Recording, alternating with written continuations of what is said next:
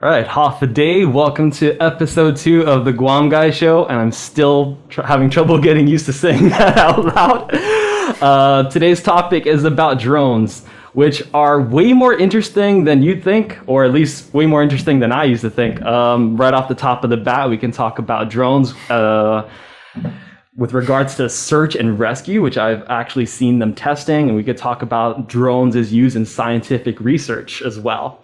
I'm joined today by Ms. Pearla from In Aviation, who is the Chief Operating Officer. I'm also joined with Janelle from the University of Guam, graduate student. And I'll let you finish introducing yourselves because you have a handful of affiliations and they're all really interesting. I am a graduate student studying environmental science at the University of Guam, as well as a research assistant under the NASA Guam Space Grant. And then I'm also a supervisor of the drone corps at the University of Guam. Wow, I am really jealous. I wish I could say the word NASA and my name in the same sentence. Yeah. in any flex. In any kind of way. It is a great flex, yeah. And also, last but not least, my very, very good friend, Mike Kittigwa here. You've seen a lot of his footage in my own Instagram videos. And you can see his little watermark there on Mike Kittigwa.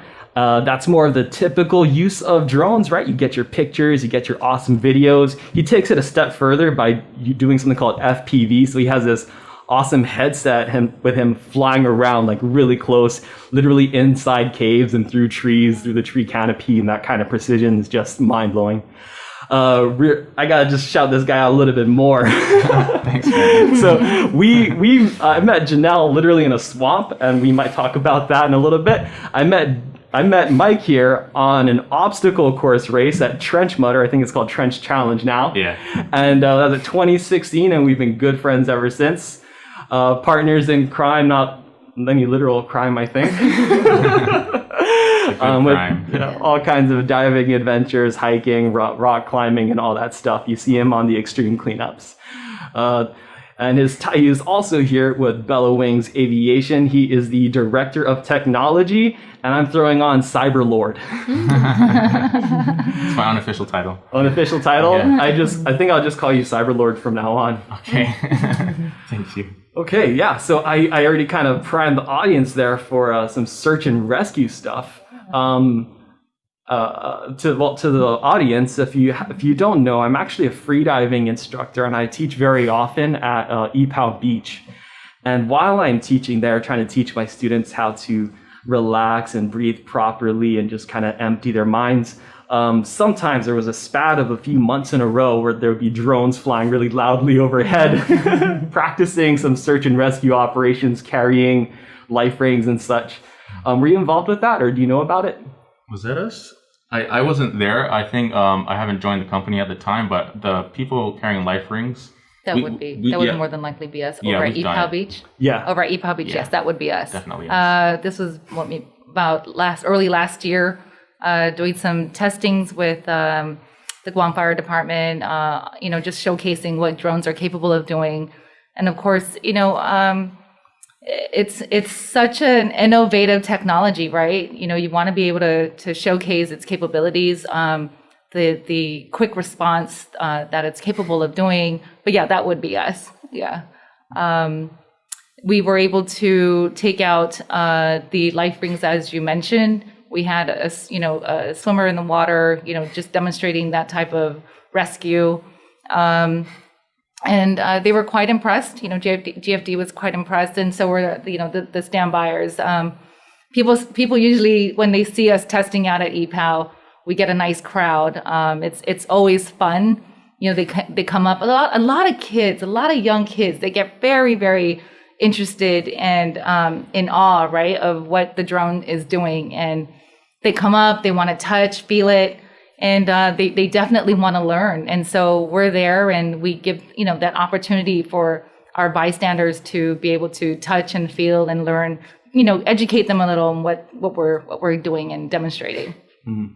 That touches my heart in all kinds of ways. One, we talk about diversifying the economy of Guam, and a lot of people can't think of options, including myself, honestly. I'm like, man, what else can we do here? And then we could potentially be this hub of technology. If you guys are doing some amazing Absolutely. drone stuff that I never even thought about, capable, life-saving drones. And it's not just this out there kind of idea. Like literally in that same spot, a couple of months ago, I was teaching a class, and there was a distressed swimmer screaming for help. So there was a man and a woman, and the guy was, I guess, slowly drowning. So I told my students just to stand up and wait for me, and I had to go and I went to go and rescue him. So it's definitely something that could be used here. We do have some people that drown occasionally, and these are some lives lost. So if we just have this technology, we could literally save lives. And not only that, but if kids are coming out, that can just that's just Sure. Yeah, that can just be Yes. more for our economy and more livelihoods. Never mind the economy, people can feed their families. Right. Yes. Yeah. Again, it's very innovative. There's never a time where we're out there practicing or demonstrating or preparing for whatever events we have coming up that we don't have a crowd or even just one child come up to us and say, "Wow, what's going on here?" They want to help carry the equipment. They want to, they have tons of questions to ask, and they're always starry-eyed about it. Anything to add?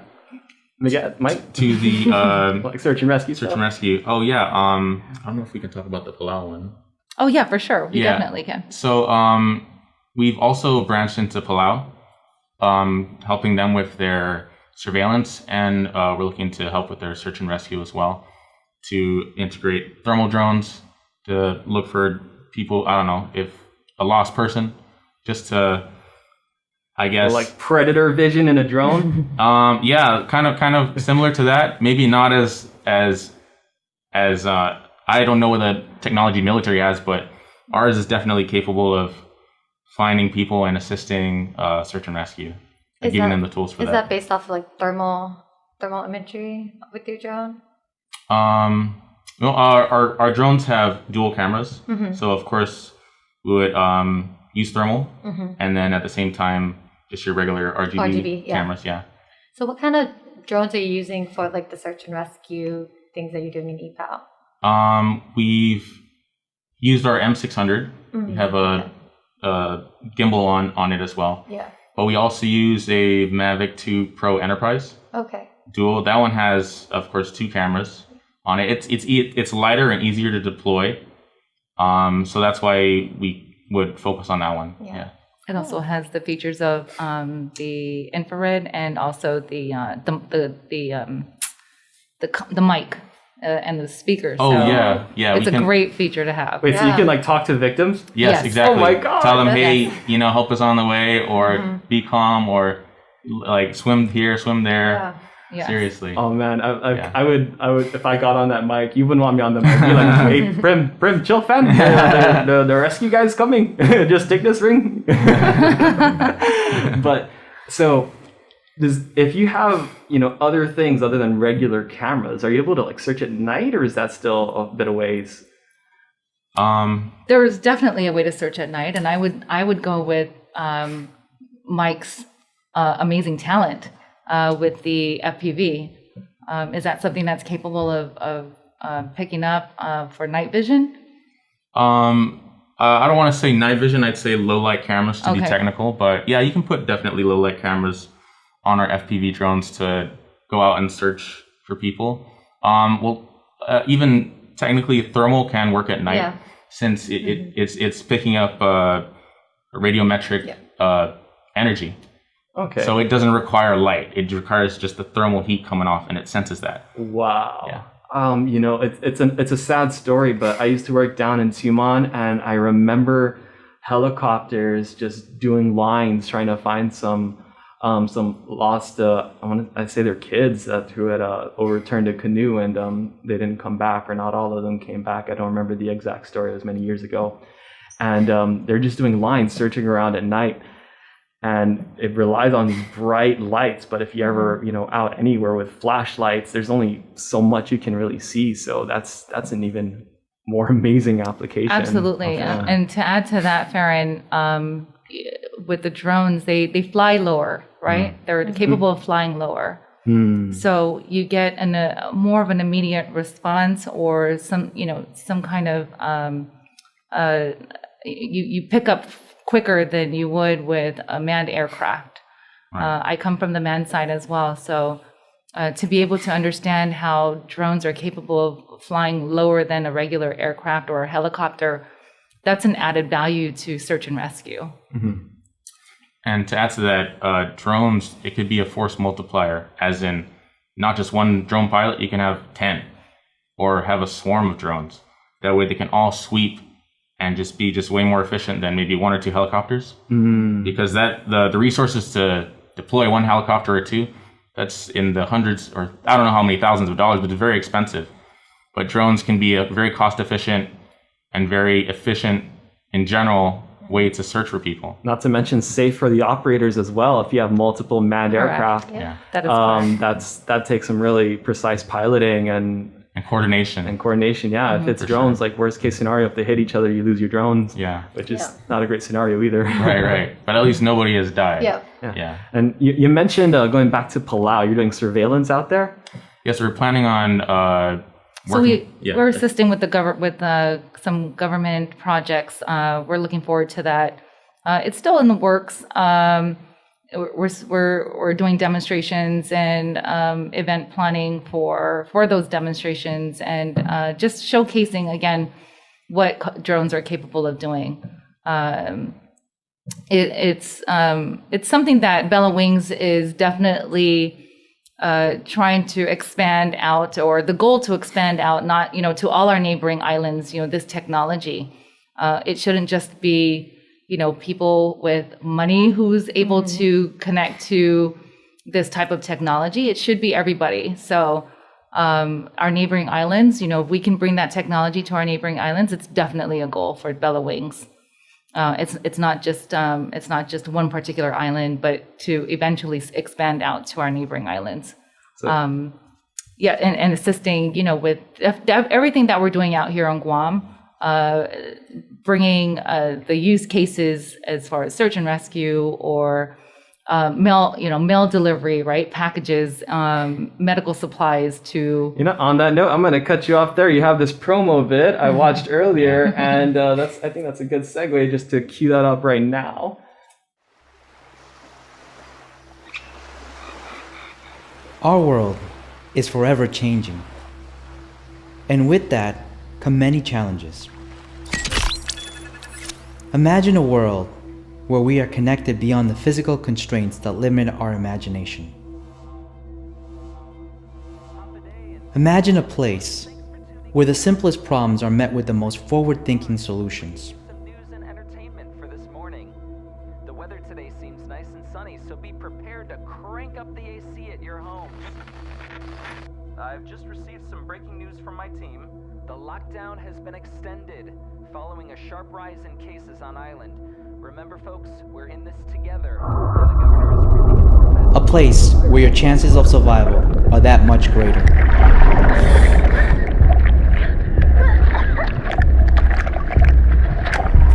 Where the true definition of access is no longer limited by social disparity. A world where the development of a new industry challenges young minds to step up and see beyond their traditional career. What if the world of tomorrow already exists today?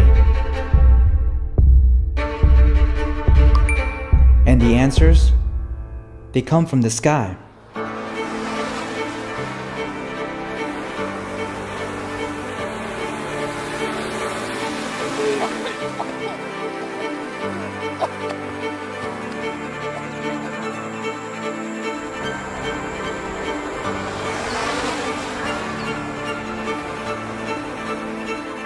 All clear.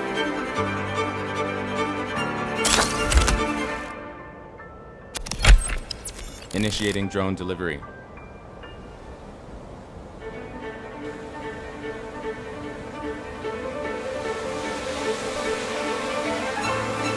Access for all, with the ability to save lives.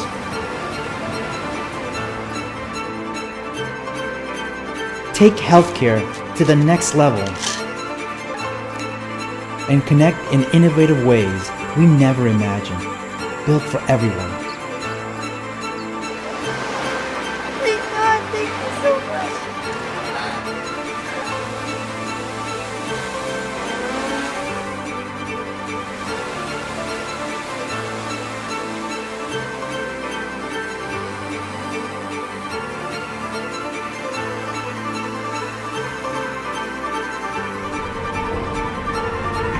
The sky has always been beyond the limits of our imagination.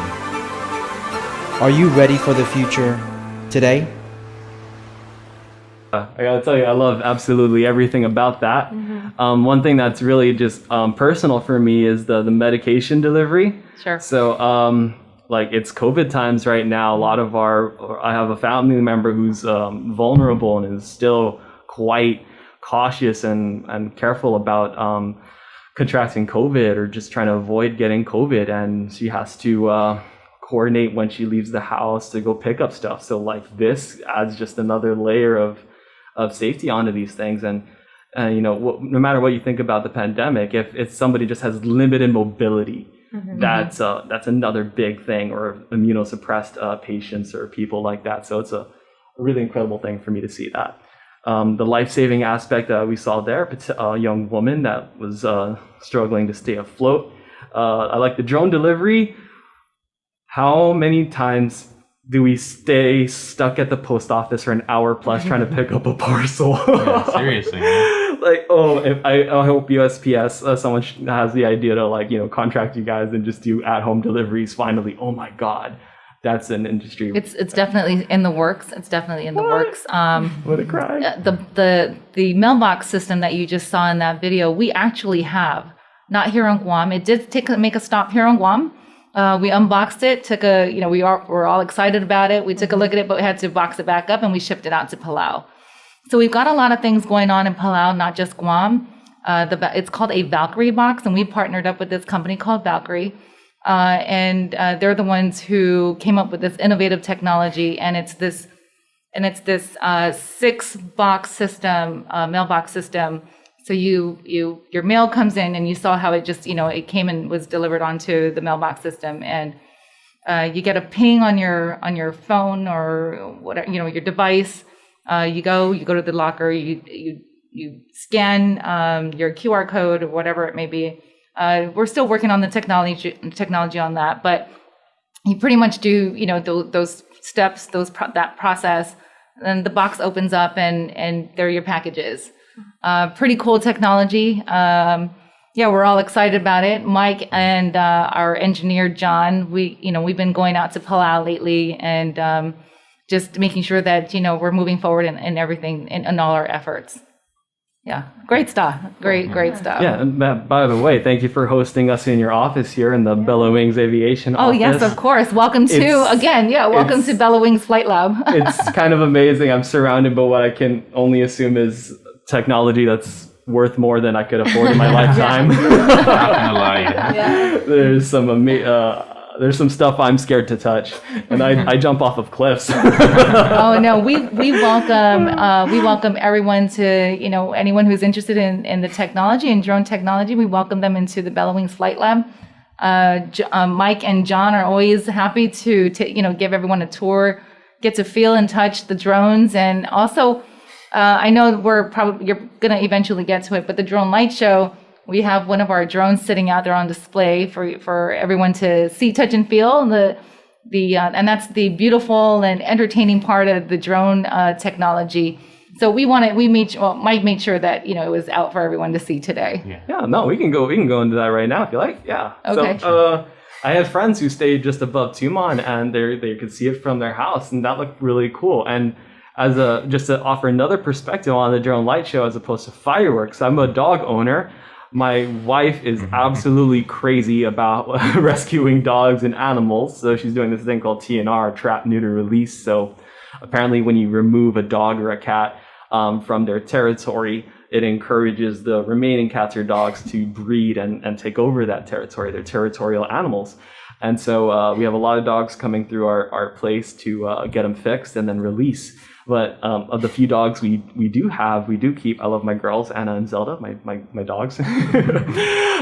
Whenever there's fireworks going on, they're just shaking in terror, trying to dive under the bed or wherever else. So just from that perspective, a drone light show, just another huge point in its favor as opposed to traditional fireworks. I mean, I do like fireworks as well, but I'm certainly not gonna keep them going for the rest of our lives if drone light shows are an option. And honestly, it's a lot more, I think, interactive, like, because you can like make different pictures and spell different words and everything like that. I think that it would be cool to have potential to I don't know if anyone's done this yet, do a marriage proposal in a drone light show. That would be metal. I haven't seen one yet, but there are many types of drone light shows out there. Recently it was the Super Bowl. I'm not sure if you guys saw that, but that was really great stuff. I'm always looking at the latest, who's got the latest drone light shows that's just, beating one, the competition is just out there, right? So who's got a better light, drone light show going on? So how does that even work? How many drones are in that thing? So what we did on Guam in last year during Liberation, it was 100 drones during that drone light show. One pilot, everything was the entire production was pre-programmed. It's amazing when you get to see the technology, being planned and produced, right? Like all the programming and the planning that goes on, behind the sines. It's just great stuff. It gives you goosebumps and you're excited. And I know I'm going to also speak for the rest of my team, right? Everyone was excited. It brings a different kind of entertainment to the island and it's always going to be about innovative technology, It's the first of its kind to be out here on the island of Guam and to be that company that brought that technology to Guam to showcase to our island community. It's personal to me, and I'm sure it's personal to a lot of other people because being in this field of business, it's Guam is we always seem to be behind on a lot of things as far as technology, but I can assure you today that we are not far behind as far as drone technology. Guam is working right along the rest of the world in drone technology, and thanks to not just Bella Wings, but to all the other different companies that are here on the island that's pushing forward with their innovative senses and initiatives in the drone technology. And back to the drone light show, the crowd that we brought into Tumon, and especially during a pandemic, right? Mm-hmm. The togetherness, right? The community, people loved it. And when you're a part of that and the company that brought people and families together into, one area to enjoy something as a family, in this unison, in this union, right, is something that will never be taken away. It's a memory that you'll always have, right? So being able to make that history it's heartwarming. And Bella Wings is also about that, is being able to have that technology that brings people together, for sure. Yeah, so about the drone light show, we just, it's more of an art, so to speak, because what you see is 5% of what goes on. Like in the background, there's 95% planning, there's the animation software. So that's a totally separate thing that people have to do. So you would hire your artist. It's not just drone pilots. So it gets everybody involved. It's really an industry, you're saying? I'm sorry? It's really an industry. Yeah, for sure. So, I was just maybe a totally off the wall idea, but you guys, I remember the Weasley twins in Harry Potter when they had those kind of fake dragon firecracker things or whatever. That would be amazing if you had some kind of drone parade, lighting stuff up. I don't know, something to think about. I don't even know if that's possible. Well, I have to watch the movie because I kind of remember, but it might be possible. Okay. I think so, yeah. Yeah. But yeah, something you said there also just resonated with me. I think we have a tendency to sell ourselves short on Guam and think we're behind on everything. And I will fully admit we're behind on a lot of areas, but in some areas we're either leading the way or not far behind. With the in particular with this drone technology as we're talking about now, and I think that's a good segue. Janelle, do you feel like your drone research is on the frontier of drone science in the world, or how do you feel about that? Yeah, definitely. I feel like whenever I have to tell people about what I do, I get very excited about it, and to see their reactions, it's definitely something that motivates me to want to learn more and to increase my skills with drones and everything like that. Yeah. Could you just talk about what you use drones in your research? We met in a swamp, you and I. Yeah. Yeah. So the first time we met down in Mauricio. We were doing a site visit for the mangroves there in order to see what the best place would be to land and launch the drone. Farron is really aware of that area, so he was my advisor, Dr. Romina King, wanted him to kind of boonie stomp us the way there to figure it out, take a look at the bay and everything.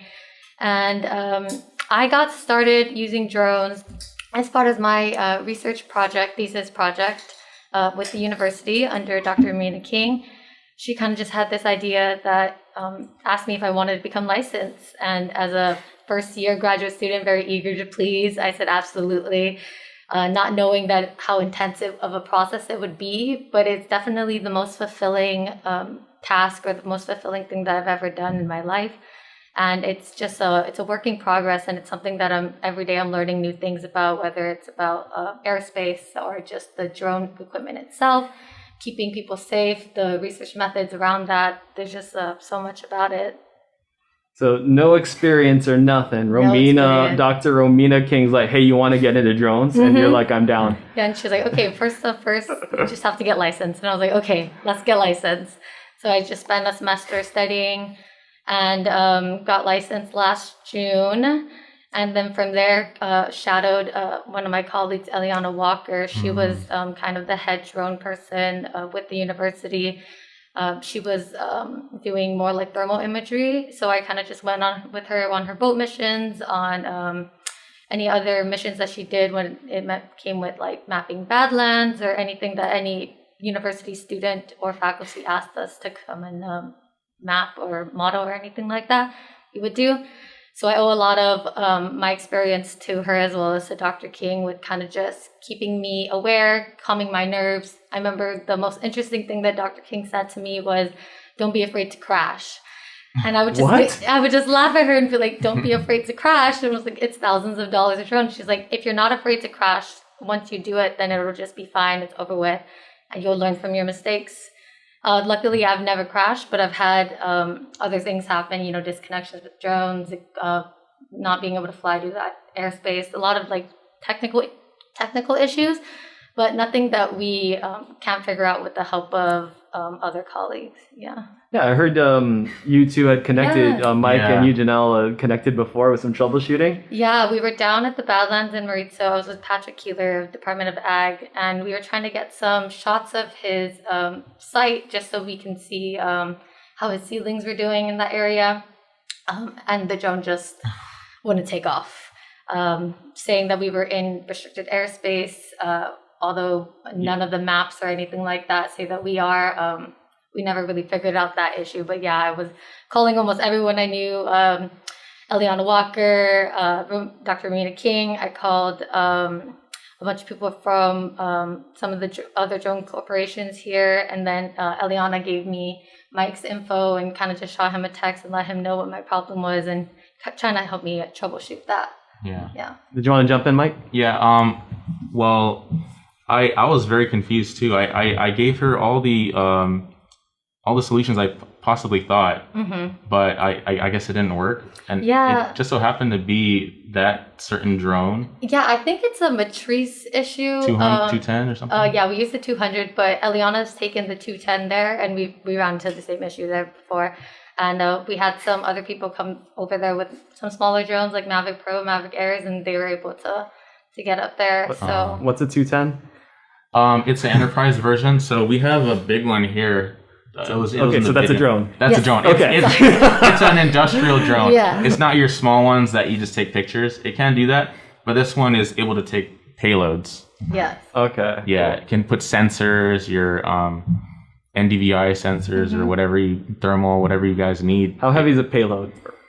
I don't know what payload you're carrying, but ours can, I think, carry like 8 pounds, 8 to 12 pounds. Yes, that's Oh, correct. that's an infant. Yeah, pretty much. That's a baby. Yeah. You drones, Carries a baby, yes. your drones can carry a baby. Very, very expensive baby. Yes. Yeah, we treat it softly too. We don't want to drop them expensive babies. Have you started flying missions for your research yet? Yeah, so I completed last fall the round of RGB images that I took with the Matrice What images? 200 RGB, like just Help me out. Color. regular color Red, images, green, blue just color. regular, Yeah. Okay, Not all right. thermal. Yeah, not thermal or Okay. any other type of sensor. And that's just particularly for my mapping and modeling. So I want to be able to kind of get a look at the mangroves and compare it to some past LiDAR data. And I want to see if we have a decrease in mangrove area, an increase in mangrove area. And then from there, I want to use a different drone, a Phantom Pro 4 multispectral drone. It has a built-in like RTK system, which is just its built-in GPS system. And I'm going to use that to determine health. So it has like an NDVI camera, which with those images, I'll be able to see kind of which areas of mangroves are doing better than others. And then from there, determine what's causing it. So maybe it's a soil issue, a water issue, a contamination issue. Maybe we're seeing some cutting down of mangroves. So those are the steps that I have next to do. Why the interest in mangroves?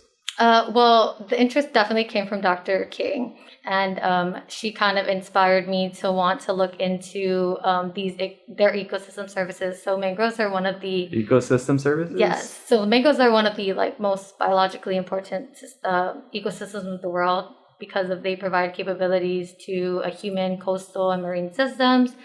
They stabilize shorelines in the event of natural disasters. They sequester carbon, and they prevent erosion.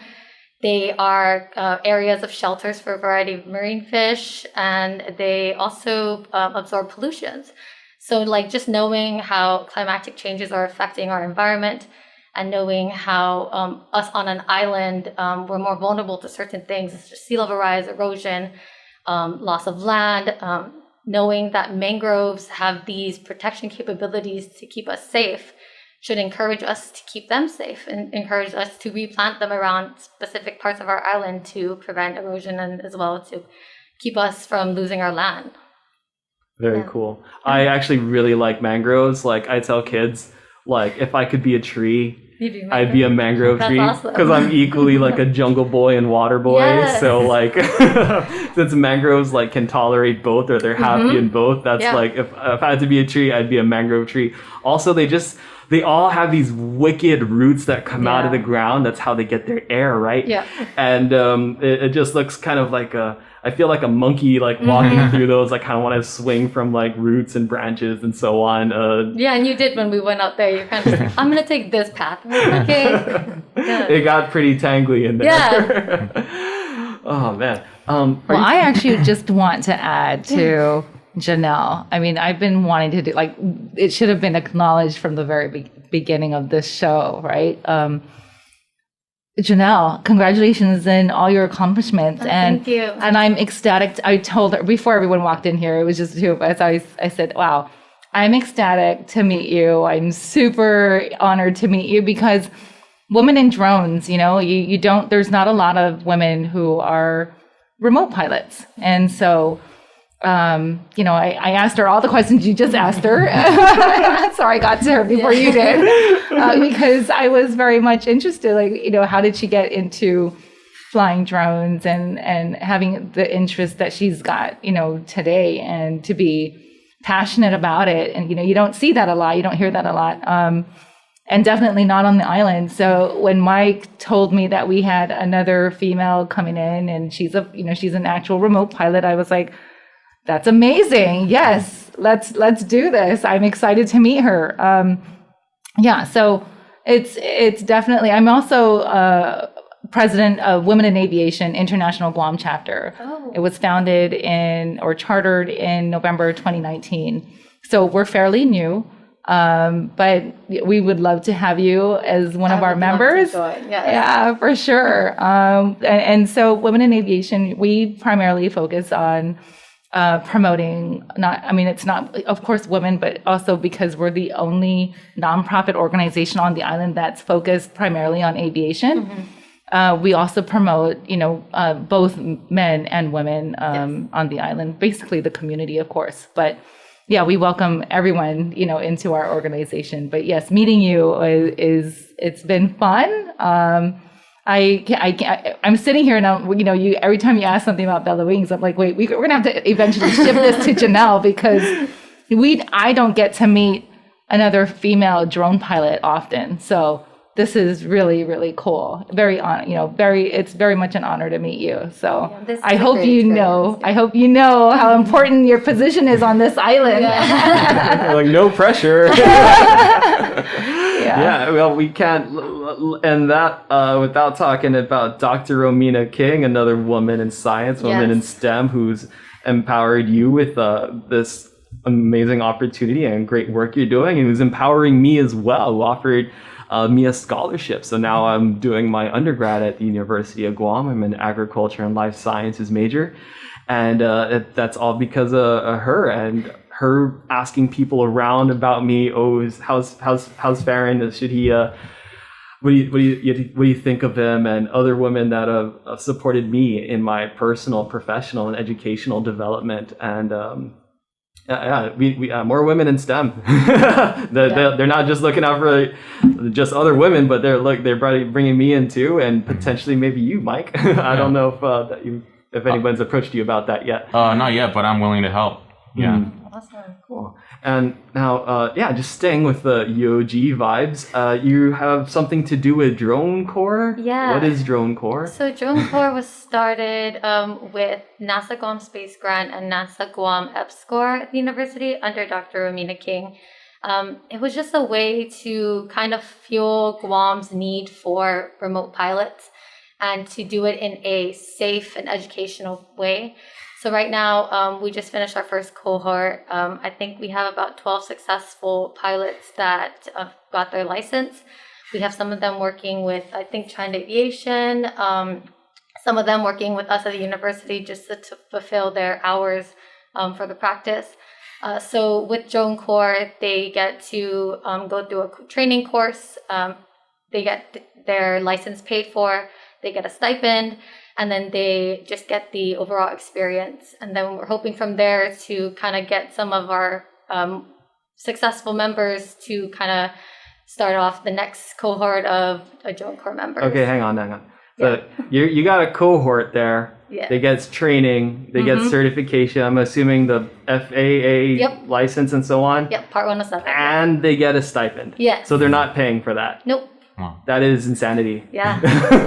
Or will there be more cohorts? Yeah, so we're hoping to have one start up again in the summer and hoping to expand a little bit more. Right now it's just for UOG students, hoping to look into GCC students as well. And then just further from there, opening it up to the public. As long as it's, successful, people are interested in it. I think we're going to keep it going. Yeah. So if anyone wants to take a free course resulting in certification and get a stipend, we got to have some contact info. Do you happen to have that memorized? Well, we don't have a Drone Corps email just yet. The university is a little bit behind with some just like technology things right now, but you can contact Keanu Fausto from the university. I can get you his email after this, but yes, he's our main media person, him with John Borja. We all work under Dr. Romina King. Sure. Yeah, and if you're listening or watching and you want to learn more about this, please feel free to message me. I check my messages at least a couple times a week, and I can pass along your information or give your information to whoever the coordinator would be for all this. People seem to just report random things to me anyway. Wildfire. Someone reported a dead hammerhead shark. To me. So I went looking for it, couldn't find it, but I got pictures that the person who saw it sent to me. So I guess we can just keep that going if you just want to message me and you're interested in a paid That's hard to get those words together. Yeah. A paid opportunity to get this amazing certification, which you can definitely put on your resume and earn income from. Yeah. Oh, for sure. Wow. And wait, so that there's no such thing as a free lunch, right? That's not true. I've had plenty of free lunches, but what are participants or students expected to do? There has to be some kind of, you said they have to put in hours? Yeah, so first off, they have to attend the educational trainings in the beginning. That's mostly benefiting them to help them best equip themselves for the FAA test. It can be a little tricky, a lot of trick questions. From there, when they get their license, they have to complete 40 hours of training, whether that's with a simulator or whether that's in the field. So, like myself and Dr. King, we try to get some drone corps members to come out with us with any mapping missions that we have, just to get them that hands-on experience. We're also making a drone corps educational video for the university for, I think, Charter Day. And just for our Jubilee year, just some educational stuff about proper drone care, checklists, things in the field, things to do out before and after. So yeah, it's very interesting, very cool. And I love being a part of it. Yeah, I think you had us at free, unpaid. Yep. Most importantly, I see Vic from KUM behind the camera over there. He's all like, "Man, that sounds interesting." Yeah. Are you familiar with? I'm not sure I can say his name right. Chad Virayev? I don't think so. He's one of the NASA guys, and he's doing some underwater mapping with drones flying in the air. I've heard of that. You've heard about that? Yeah. Oh no, I haven't. Okay, so this is while we're on the. Can you explain it? Do you know enough about it? I saw an article somewhere. He was using the same drones we were using, but I think he made a sensor from. Wow. He was like a PhD researcher that you can map coral from the air. Yeah. And I've never heard of a sensor that can do that. So I think it was custom made from his research. Yeah. Is this for Guam? Yes. Yeah, he did it for Guam. Oh, I'm wondering if it's the same thing that I was kind of talking about earlier. We have the NASA people coming in May to map the corals here, and then from there we're going to Palau in June to do the missions there. And I think right before Guam, they're in Hawaii. So maybe it might be the same thing. Yeah. So yeah, that sounds like the same people. Yeah. I'll try to recap what I understand of it. I saw him present on it once.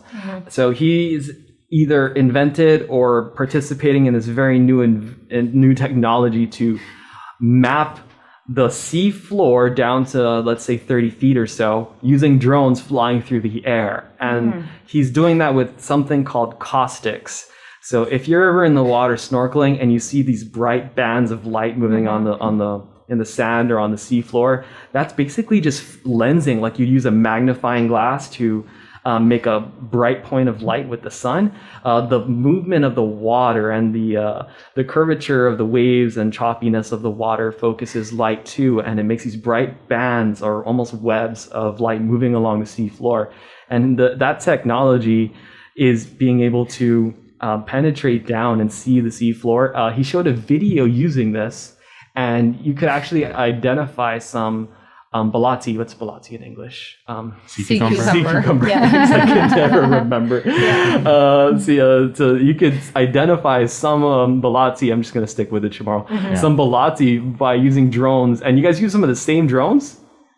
Maybe not the camera, but We used the same drone, but he had a different sensor because that's why we love these drones, because you can do a bunch of things with it. Different payloads. Yeah. Different payloads, whatever your use case. Okay. Yeah, in case there's any other drone nerds, and I mean that in the best way. If Yep. there's any other drone nerds listening, you guys just want to shout out what equipment you use or what you have, and feel free to be technical at this point. Yeah. And I won't interrupt. Okay. So what was that drone, for example? The one that we have? Or Yeah. Okay, it's a M600 drone. It's from DJI. They made that one for like videography. But a lot of researchers are using it to carry their payloads, to do mapping, stuff like that, because it's a heavy lift drone. And a lot of these sensors, they're meant for like land-based, but then there's only so much you can shrink it down, and they just end up being heavy anyways. So these heavy lift enterprise drones are able to lift these sensors and conduct research. or whatever's required. Yeah. Is there any other cool drones that you use here?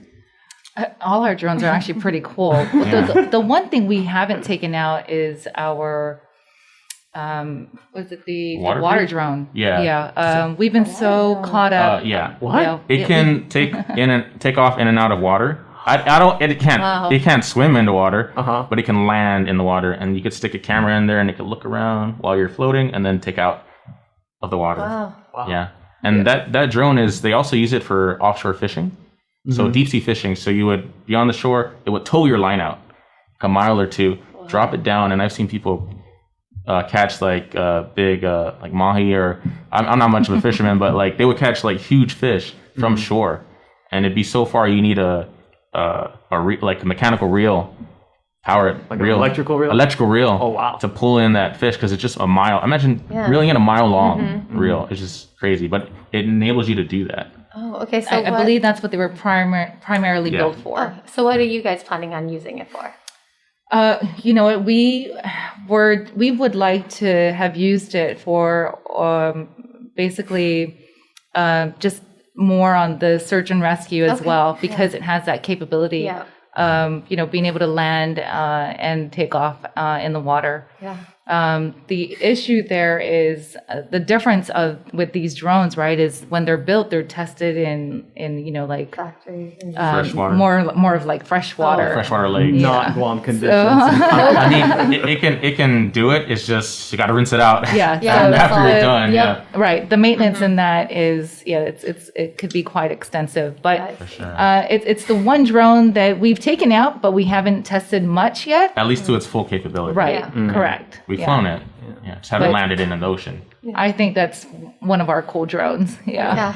Yes. Sorry. Speaking of search and rescue, you know, we've been framing this very much in a marine side, so people lost or drowning, at sea. But you could, I assume, just as easily use it on land. Like literally on my absolutely. way here, I drove by Seti Bay, the Seti Bay Overlook, and there was a couple ambulances and Guam Fire Rescue, and I can only assume that there's some lost or hurt hikers somewhere, maybe at the Seti 7, those falls, or somewhere in that area. So that takes a lot to activate at 4 vehicles and how many emergency personnel, and and never mind about trying to save tax dollars or anything, but just trying to save time. I can only imagine that implementing drones combined with search and rescue on land or in the water would only be to everyone's benefit in every way. There's just an array of use case for drones. I mean, it's more of like, what can a drone not do? Yeah. I've attended a UAV expo out in Vegas last year, and the technology, the amount of technology that's out there as far as drones is just amazing. You're like a kid in a candy store, right? Like, what does this do? And what does this do? And wow, That's how I feel about everything. Yeah. And so one of the demonstrations that we did watch, or that I did watch out there, was with the police department. So this one drone, it's able to, what they use it for is it has the capability to break glass or break glass. So it breaks the glass, flies into the scene of some sort of scene that may be of hazardous to either the people either inside or outside, and it does its inspections. It goes into the different. I mean, it's definitely for indoors, and the space and the capability of it to fly within a very confined environment. It was very impressive. And so what those drones do is they pretty much the police department gets trained on them, and they take off from the interior of their vehicle or their whatever rescue vehicle. It takes off from in there, and it pretty much flies into, without any touch. There's no danger. It's pretty much danger free for the police officers involved, or just bystanders. So it's actually a very safe component as far as emergency situations.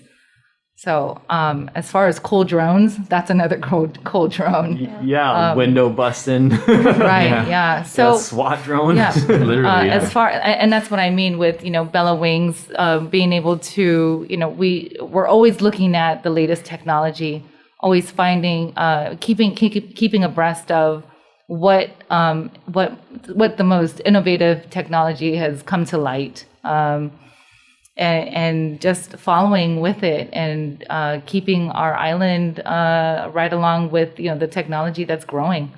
And as far as education, we've also got we're working on the education part as well. We'll be offering services to teach and not necessarily certify, but, prepare for the FAA knowledge exam. We'll be working on that. Well, we're currently working on that, and classes will be offered at air services in Teason. And so it's another way to get into technology. Into becoming a remote 107 pilot. It's not free, but I'm sure that there are scholarships out there and whatnot that students can apply for. Or it's not. I mean, in any type of education, we're lucky if we get it free, but there's a cost to it, right? And if you want it that bad, it's there for you. Is it something that an individual should pursue in these days? Absolutely. Is it an intimidating technology to pursue? Absolutely not. Everyone can do it. You just, it's pretty easy to learn. There's a lot of challenges to it. I'm always impressed with what Mike learns every single day. I'm always impressed with Mike, just period. Yes, yeah. Likewise. Yes, He's an impressive dude. He is very much impressive, and we're very proud to have him as part of our team. Since meeting Mike, it's been 2 years we've known each other now, and we're very, very honored to have him on our team and to have him teach us every day what he learns, to move Bella Wings forward. A lot of great things going on. Yeah. And Janelle, you look like you're vibing really hard with. Did you want to add anything to that? Or? Well, I kind of just felt really motivated with you talking about the educational aspects of it. I think the opportunity is always there, but being able to make it more approachable for people, and even in any aspect, it's just great because it's such great technology, and it's there for all of us. And if we can get younger people involved with it, I think the industry will just continue to grow and grow for years. And speaking of getting younger people involved with it, so Bella Wings is actually working as well. There's a lot going on with Bella Wings, which is good. Yeah. And it's primarily also not only because we have a love for it and a passion for it, but also because we want the community to get involved. And how this came about is, again, the pandemic, right? How can we get the community excited about something? How can we bring the community together again? And so Mike, with his amazing talents, as I was looking or researching for more technology, I came across FPV racing. And I remember Mike is the talented individual who does that. And so we came up with the idea that eventually we would, maybe in a couple of months, we'll be hosting a drone racing show. Wow. And it will be more than likely held at the Paseo Stadium. We're still working on it. Again, a lot of things that Bella Wings is working on to move the technology forward and get the community excited again. I've seen one of his videos, or you showed me one of these videos, and I'm like, at first, when you explain it, it's a drone race. I'm like, okay. But then I see the video, I'm like, whoa, that's insane.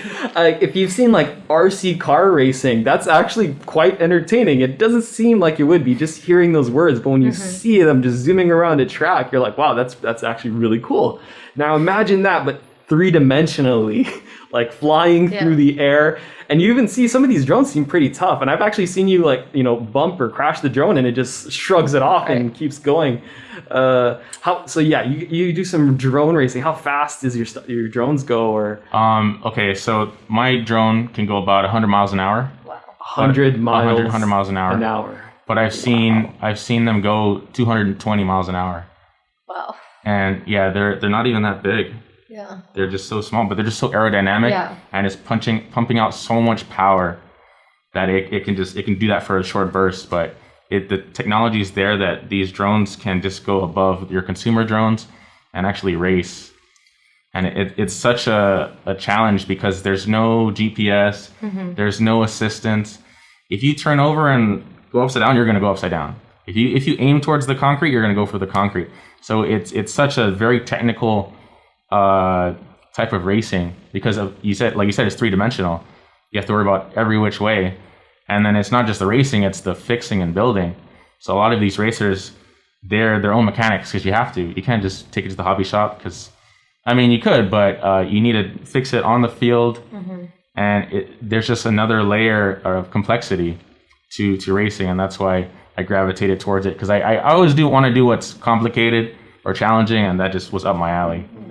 Yeah, I'm born and raised here, so our speed limit is 35 miles an hour. So I'm trying to process that 100 miles an hour, 220 miles an hour. So I'm like, all right, in Fast and the Furious terms, right? 10-second car. Like, where does that put us with a drone? Is it like a 5-second drone? I'm probably too fast. So you're competing with like Vin Diesel. Wow. Yeah, serious. In terms of speed. Serious. Oh man, yeah. So this has been. All right, we'll start wrapping it up, I guess. But has there anything you've been burning to talk about? Anyone? Have we not gotten to talk about anything you wanted to talk about? I hate to end the show and we left something unsaid. There's so many we can go on. Unfortunately, we're on time limit, right? But there's definitely a lot to talk about as far as drone technology. And the list goes on. The one thing I would like to the audience to take away from this is the safety in drone flying. That's the biggest thing, and also the respect of the community when you fly your drones, understanding your airspace, understanding the regulations of the FAA that's set out there for us to follow. That's always primarily important, and it's the one thing we definitely want to be able to convey to the community primarily is before you fly, understand your drone, understand the dynamics of flying. You can't just take a drone and fly out there. There are required regulations, and one of them is if for recreational flying, you definitely have to take a recreational test required by the FAA and pass it with 100% passing. Whoa. Yes. Well, the test is free. And it won't allow you to fail. It'll ask you to keep trying again until you pass it. So it's not that hard. Okay. Yeah. Yeah, again, all the answers are there. If it's something you want to do, don't be intimidated by it. It's all about reading and educating yourself, and basically just making sure that, you understand what's required of you as a drone flyer. Yeah. And definitely, there's a business out there for those who want to fly a drone. Everybody can make it a business if they wanted to make it a business, and that's by obtaining the 107 remote pilot's license. And in order to do that, you'd have to go onto the FAA website. There's a process there. It gives you all the information that you need to obtain that pilot's license. And we're here. Bella Wings Aviation is here. UOG. There's a lot of resources out there. We're happy to assist. We're happy to help. Our information is on our website. Again, we're excited. What's the website?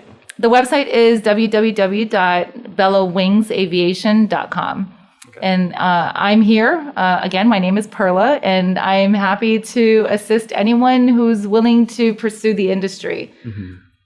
All right, beautiful. Yeah, and you two had nothing to do with each other and reached out, and it looks like there's some great camaraderie among the drone pilots. So it looks like a good environment to be coming up in.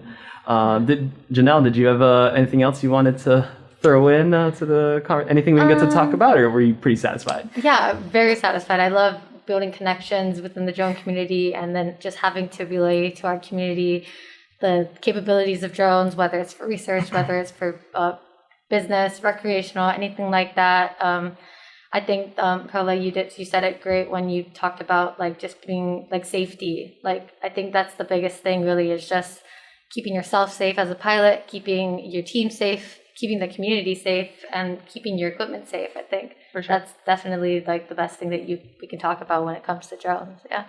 And just to have fun with it.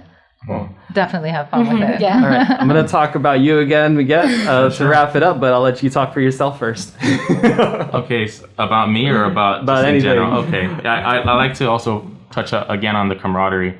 So when I first got into drones, I was me and YouTube, just researching, just on the internet. That and sounds like people's college educations. For sure. Go ahead. Yeah, and I learned how to do all these things, and I don't want to say it was by myself because it wasn't by myself. A lot of people on Guam really helped me out. Pearla and just the other FPV pilots on Guam. If I had a question, they were willing to help out. If I needed a part, they were willing to give it to me like for free. Like a guy literally gave me one of his drones he wasn't using for free. Wow. Because I would fly more than he would, and he saw that I was really into it. And they were just so generous. So this community is a very collaborative community. Yeah. And they're willing to help. And just like when Janelle called me, I was in the middle of a job, and I didn't mind to take 10, 20 minutes to help her out, because that's just the kind of the Guam culture and of course the drone culture in general. Because these things are not easy, and we know how hard it is, and we just want to help everybody out.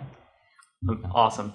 Yeah, and just to wrap things up, one more really cool thing I want to talk about is I've seen some of your videos where I don't know if it's FPV or your regular drone, but you're doing like real estate like tours, flying through like houses for sale or stuff that. Okay. And so if there's anybody who's potentially interested in your services or Bella Wing services, if that's one and the same or not, how can people contact you and just tell a little bit just about that particular service? Okay, my information should be on the website from Bella Wings, or I don't know if you guys have show notes. We can put it in the show notes as well. But what I offered was an FPV fly through. So that was taking my FPV, because that was part of a hobby that I had, and I wanted to make a business out of it, or add that into my existing business, because I just love FPV. And I was able to fly in through this multi-million-dollar house on Guam, like 4 levels, all in one shot. And it was in like 2 minutes, 4 levels, showing the garage, the pool, the indoor basketball court. And it was just such a useful tool. And yeah, pretty much so. I can only imagine how cool that would look for the hotels if you could fly through their guest rooms, out the window, down into a restaurant and so on, for them to promote their stuff. GVB, if you're listening, think about it. Ken Core or whoever, think about it. Well, thank you guys so much for joining me on episode 2 of the TheGuamGuy Show. I can't say that without struggling. Thank you for having us. Thank you for having us. This has been really awesome. This was fun. This is definitely fun. We'll be happy to do it again whenever you like. Sure. Tiny shout outs to my friends Ashley and Renee for making me late today. Big shout out to Chris Malafunction Barnett and KUAM and Victorious Fallon over there for offering this great opportunity to do this podcast.